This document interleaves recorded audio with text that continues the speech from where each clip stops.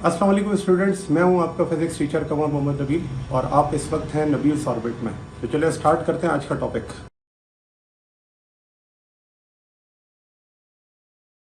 अंदर अभी हम ये बात भी पढ़ेंगे कि जो आपके पास वर्क होता है वो रेजिस्टिव मीडियम के अंदर किस तरह से होता है, और रेजिस्टिव मीडियम ना हो तो फिर वर्क किस तरह से होता है। उस चीज को हम यहाँ पर डिस्कस करेंगे law of conservation of energy में।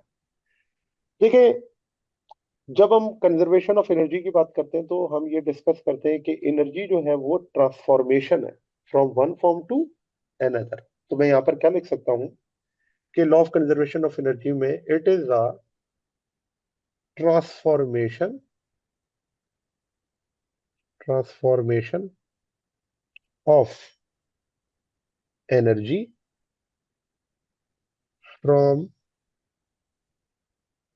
one place to from one form to another, from one form to another। ठीक है, तो ये ट्रांसफॉर्मेशन ऑफ एनर्जी है from one form to another. अब ये ट्रांसफॉर्मेशन कैसे होगी तो जरा देखें। जैसे लेफ्ट हैंड साइड पे आपको एक डायग्राम नजर आ रही है। इस डायग्राम में अगर आप देखें तो एक बैटरी है, और उस बैटरी के अंदर जो एनर्जी होती है वो कौन सी एनर्जी है? वो है केमिकल एनर्जी। ठीक है, इसके अंदर है केमिकल एनर्जी। अच्छा, अब क्या होता है कि ये केमिकल एनर्जी जब प्रोवाइड होती है, ये पॉजिटिव टर्मिनल, ये नेगेटिव टर्मिनल, तो करंट जो होता है वो फ्लो करता है पॉजिटिव टू नेगेटिव। ये आपके पास आ जाएगा करंट, जो कि इसमें से क्या करेगा, सर्किट में फ्लो करेगा। और जब ये सर्किट के अंदर करंट फ्लो करेगा, इस एनर्जी को हम कहते हैं इलेक्ट्रिकल एनर्जी। ये आपके पास है इलेक्ट्रिकल एनर्जी, इलेक्ट्रिकल एनर्जी। ठीक है। अच्छा, तो ये बल्ब क्या करेगा?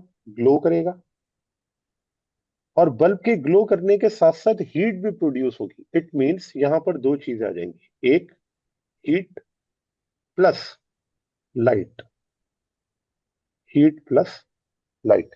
तो दो चीजें यहां पर क्या हो गई, आ गई, heat energy plus light energy. ठीक है।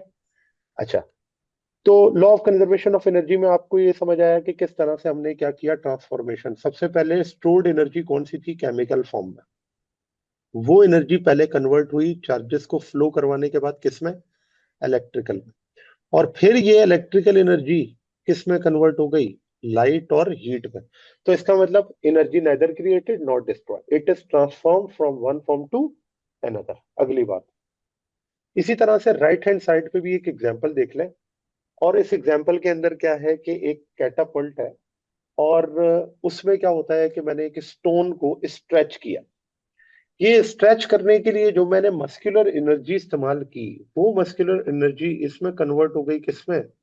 इलास्टिक पोटेंशियल एनर्जी में। ठीक है, इलास्टिक पोटेंशियल एनर्जी। और ये इलास्टिक पोटेंशियल एनर्जी क्या करेगी? ये जब स्टोन को थ्रो करेंगे तो ये energy kinetic energy plus gravitational potential energy में कन्वर्ट हो जाएगी। काइनेटिक एनर्जी में कैसे? क्योंकि जैसे जैसे ये ऊपर जा रहा है, स्पीड क्या हो रही है इसकी? इंक्रीज हो रही है। ठीक है ना। और साथ साथ ग्रेविटेशनल पोटेंशियल एनर्जी भी तो है, हाइट भी तो गेन कर रहा है। और फिर ये जाकर हिट करेगा किसको? ग्लास को। अब देखिए, जब ये ग्लास को हिट करेगा तो कौन कौन सी एनर्जीज यहां पर होंगी? जब ये ग्लास को हिट करेगा तो यहाँ पर साउंड प्रोड्यूस होगा, आवाज आएगी ग्लास के टूटने की। फिर साउंड के साथ साथ हीट होगी। ठीक है, हीट के साथ साथ वर्क होगा टू ब्रेक द ग्लास। अगर आप ग्लास तोड़ रहे हैं तो सोचें, अगर एक हाथ से अगर ग्लास को तोड़ना होता तो कितनी एनर्जी इस्तेमाल होती? तो वर्क टू ब्रेक ग्लास, ये भी आपके पास क्या है, इसके अंदर ट्रांसफॉर्मेशन है। ठीक है, तो ये ट्रांसफॉर्मेशन ऑफ एनर्जी की एक और एग्जांपल हो गई। एक और एग्जांपल देख लें। आपने देखा होगा कि ये जो पार्क्स वगैरह के अंदर राइड्स होती हैं, तो उसके अंदर इस तरह की जो है वो राइड होती है, जिसमें जो आपके पास एक ट्रेन टाइप की होती है, और वो क्या करती है? मूव करती है। ठीक है।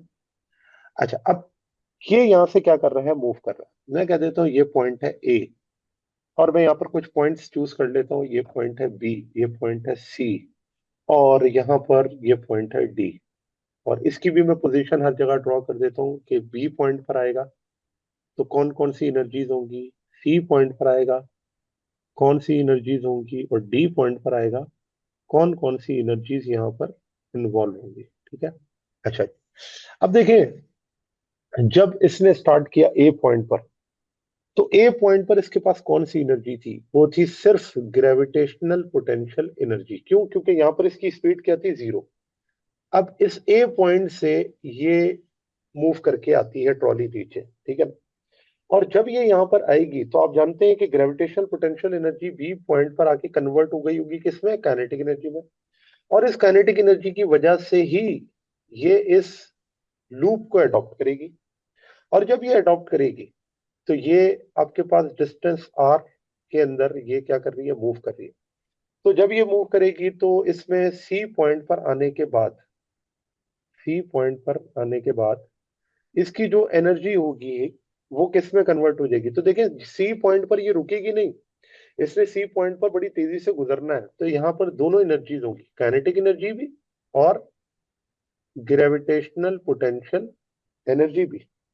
और फिर एंड में जाकर ये जब डी पॉइंट पर आएगा तो क्योंकि इसकी हाइट तो नहीं है, तो सिर्फ कौन सी एनर्जी होगी? Kinetic energy. तो आप देख लें कि स्टार्ट कहां से हुआ था? स्टार्ट हुआ था ग्रेविटेशनल पोटेंशियल एनर्जी से, फिर वो कन्वर्ट हुआ काइनेटिक में, फिर जब ऊपर गया तो काइनेटिक भी थी, ग्रेविटेशनल पोटेंशियल भी थी, और उसके बाद जब नीचे आया तो फिर दोबारा किस में कन्वर्ट हो गई? काइनेटिक एनर्जी में। तो ये कन्वर्जन है जिसे हम कहते हैं law of conservation of energy.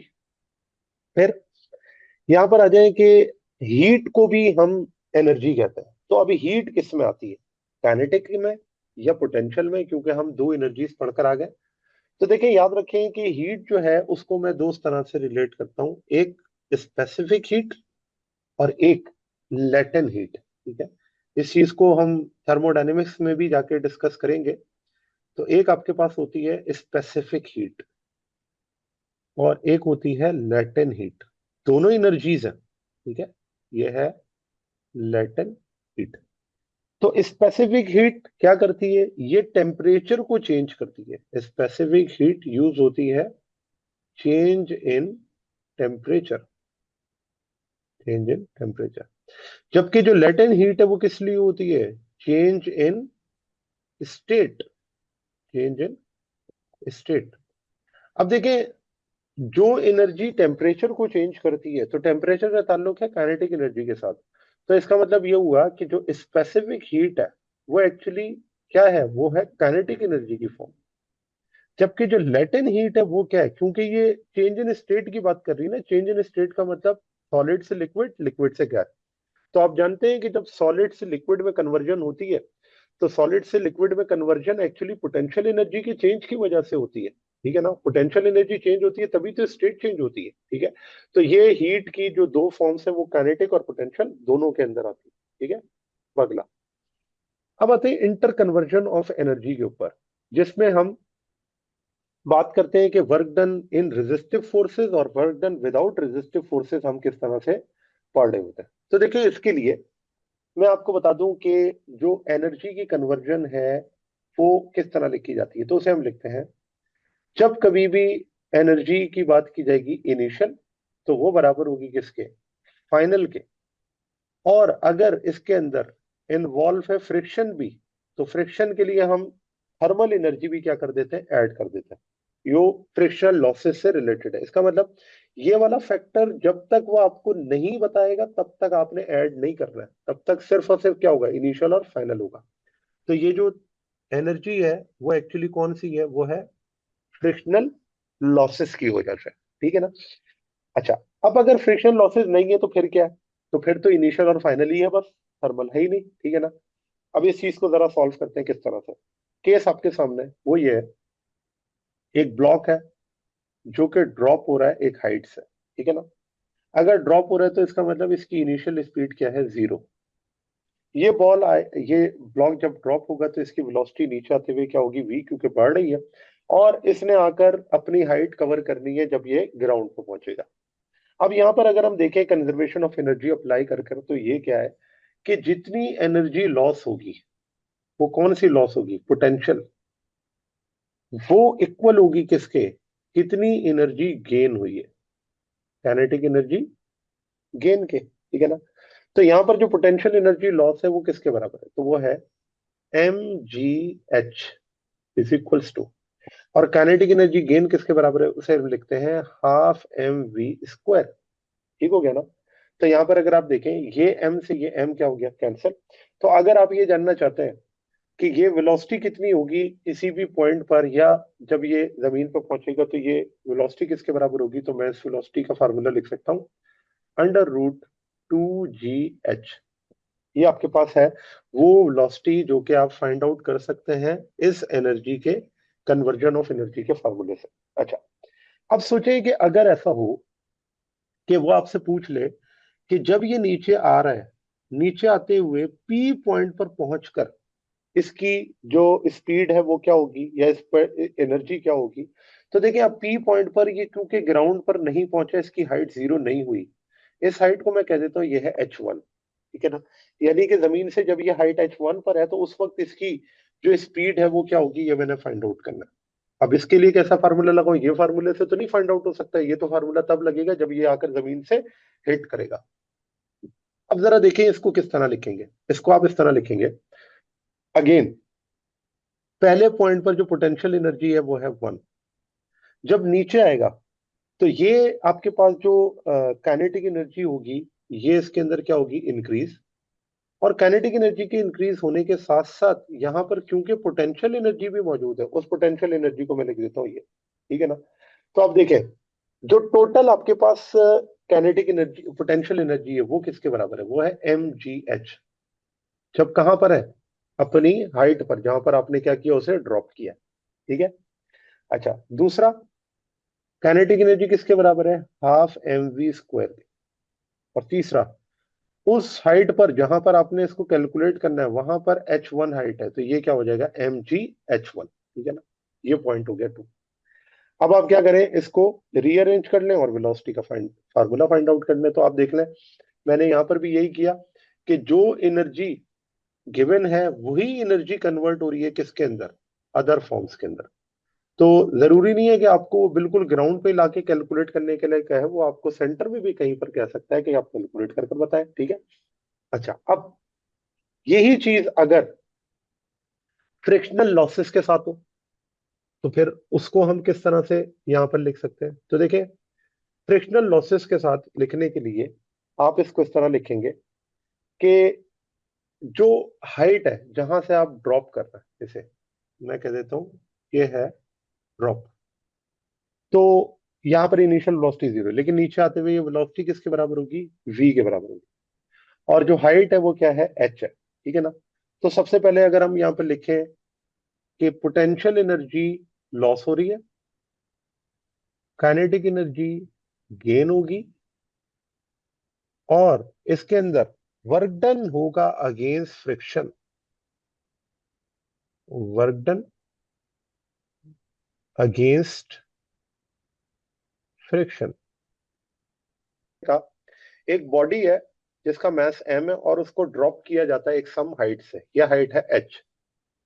तो जब इसे आप ड्रॉप करते हैं तो आप जानते हैं कि क्या होगा? पोटेंशियल एनर्जी लॉस होगी, और इस पोटेंशियल एनर्जी के लॉस से काइनेटिक एनर्जी क्या होगी? गेन होगी। काइनेटिक एनर्जी के गेन के बाद वर्क डन होगा अगेंस्ट फ्रिक्शन। वर्क डन होगा अगेंस्ट फ्रिक्शन। तो अब देखें यहां पर क्या आएगा? mgh है potential energy. Kinetic energy gain किसके बराबर है? तो उसे हम लिख सकते हैं half M V square plus, और तीसरी चीज क्या? Work done against friction. तो आप देखें, नीचे आते हुए आप क्या कवर कर रहे हैं? डिस्टेंस, और वो डिस्टेंस है h। और काइनेटिक एनर्जी का क्या formula? Half M V square. तो ये आपके पास फार्मूला हो गया कि जब आप फ्रिक्शनल लॉसेस को भी इंक्लूड करते हैं तो आप देखें क्या ऐड हुआ। पहले जो हमने ऐड किया था वो सिर्फ और सिर्फ काइनेटिक एनर्जी थी, और अब हमने देखा कि हमारे पास एक और फार्मूला बन गया जिस फार्मूले में काइनेटिक एनर्जी भी है और उसके अंदर पोटेंशियल एनर्जी भी है और साथ साथ वर्क डन अगेंस्ट फ्रिक्शन भी है। अच्छा, अब इसी सिचुएशन में अगर मैं ये कहूं कि एक बॉडी ड्रॉप होती है, और ड्रॉप होने के बाद मैं कहता हूं कि इसको इस पी पॉइंट पर आपने क्या करना है? आपने इस पी पॉइंट पे कैलकुलेट करना है कि इसके अंदर जो इंटर कन्वर्जन ऑफ एनर्जी है वो क्या होगी। इस पी पॉइंट तक की जो हाइट है उस हाइट को मैं कह देता हूँ ये हाइट है H1, ये हाइट है H1। अब इसका मतलब पी पॉइंट पे इधर पोटेंशियल एनर्जी मौजूद है, ठीक है ना। लॉस तो हो रहा है लेकिन काइनेटिक एनर्जी के अंदर जो गेन हो रहा है उसके साथ वो पोटेंशियल एनर्जी बिल्कुल जीरो नहीं हुई है। तो अब हम कैसे लिखेंगे इस चीज को, तो मैं लिखता हूं at point P, at point P. तो पी पॉइंट पर अगर हम इसी इंटर कन्वर्जन ऑफ एनर्जी करें तो वो कैसे करेंगे, तो देखें इस तरह लिखेंगे mgh is equals to half mv² और आगे क्या आ जाएगा प्लस mgh1। देखा ना क्या हुआ, पोटेंशियल एनर्जी का लॉस हुआ। पोटेंशियल एनर्जी इस पॉइंट पर क्या थी, mgh थी, ये था mgh। ये पोटेंशियल एनर्जी लॉस होती हुई आई तो पी पॉइंट पर क्या आ गई mgh1, और नीचे आते हुए काइनेटिक एनर्जी भी बढ़ी है हाफ mv², साथ में फ्रिक्शन भी तो है। तो उस फ्रिक्शन और उसकी हाइट को हम साथ लिख देते हैं, तो ये आपके पास हो गया वर्क डन अगेंस्ट फ्रिक्शन। इसका मतलब ये हुआ कि जब आपने work done against friction inter conversion of energy पढ़नी होगी तो उसमें आप क्या करेंगे, उसमें आप एफ एच की वैल्यू को इंक्लूड कर देंगे। कहां पर, गेन वाली साइड पर, जो वहां पर गेन हो रहा है उस चीज पर आपने क्या कर लेना है, एफ एच को ऐड कर देना, ठीक है। तो ये चीज आपके पास हो गई। नेक्स्ट एक और एग्जांपल इसकी ले लेते हैं, और उस एग्जांपल के अंदर अगर आप देखें तो वो ये है कि ये तो दोनों केसेस थे ड्रॉप के। अब क्या होगा कि अगर किसी बॉडी को आप थ्रो करें अपवर्ड, जैसा कि आपको ये ब्लॉक नजर आ रहा है, ये है थ्रो का केस। अब थ्रो में हम जानते हैं कि जो इनिशियल वेलोसिटी होती है वो नॉन जीरो होती है, तभी तो थ्रो हो रहा है।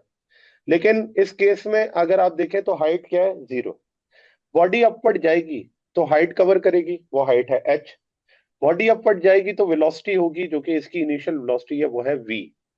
लेकिन जब ये अपनी मैक्सिमम हाइट अचीव कर लेगी तो फाइनल वेलोसिटी क्या हो जाएगी, जीरो। अब फाइनल वेलोसिटी जीरो हो रही है तो इसका मतलब काइनेटिक एनर्जी लूज हो रही है, पोटेंशियल एनर्जी गेन। तो यहां पर मैं कैसे लिखूंगा, मैं यहां पर लिखूंगा कि इस केस में काइनेटिक एनर्जी का लॉस है और इस केस में पोटेंशियल एनर्जी का गेन है, इसमें पोटेंशियल एनर्जी का गेन है। तो काइनेटिक एनर्जी किसके बराबर है, हाफ mv², और पोटेंशियल एनर्जी का गेन क्या है, mgh। ये m से ये m क्या हो गया, कैंसिल। h आपने कैलकुलेट करना है तो क्या करेंगे, g यहाँ डिवाइड मल्टीप्लाई हो रहा है, उधर जाके डिवाइड हो जाएगा, तो क्या फार्मूला बन जाएगा, v² अपॉन 2g, और ये क्या हो गया h। इसका मतलब ये हुआ, अगर आपको पेपर के अंदर पूछा जाता है कि एक बॉल को थ्रो किया जा रहा है अपवर्ड, तो बताएं अगर इतनी इनिशियल वेलोसिटी हो तो कितनी हाइट वो गेन करेगा, आप इस फार्मूले से क्या कर सकते हैं, कैलकुलेट। एक और चीज पढ़ लेते हैं, और वो क्या है, अब एक बॉडी इंक्लाइंड पर मौजूद है और वो इंक्लाइंड से नीचे आती है, डिस्टेंस कवर करती है t, यहाँ पर फ्रिक्शनल फोर्स भी मौजूद है। अगर हम कहें कि इस इंक्लाइंड की जो हाइट है ग्राउंड से वो है h, ये ग्राउंड हाइट है h, इस इंक्लाइंड का एंगल है थीटा। अब यहां पर आप किस तरह से कैलकुलेट करेंगे इंटर कन्वर्जन ऑफ एनर्जी को, तो अप्लाई करें। तो देखें इनिशियल आपके पास इस पॉइंट पर कौन सी एनर्जी है, तो इस पॉइंट पर एनर्जी है पोटेंशियल, और वो पोटेंशियल किसके बराबर है, mgh के।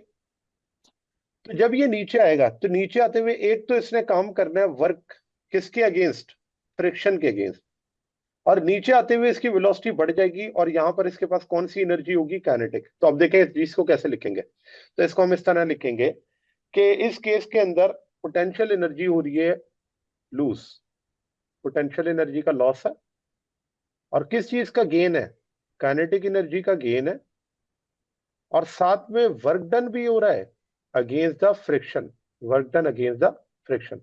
तो कैसे लिखेंगे पोटेंशियल एनर्जी का लॉस, हाफ, सॉरी लॉस क्या है, mgh। तो पोटेंशियल एनर्जी के लॉस को हम क्या लिख सकते हैं, mgh।